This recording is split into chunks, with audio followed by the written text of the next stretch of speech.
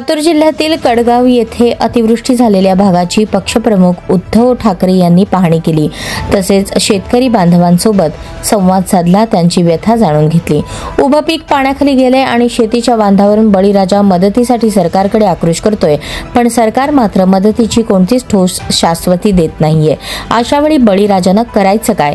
या दौऱ्यादरम्यान शिवसेना नेते खासदार संजय राऊत, शिवसेना नेते चंद्रकांत खैरे, शिवसेना नेते अंबादास दानवे, शिवसेना सचिव आमदार मिलिंद नार्वेकर, आमदार अमित देशमुख, आमदार प्रवीण स्वामी, जिल्हा प्रमुख संतोष सोमवंशी उपस्थित होते।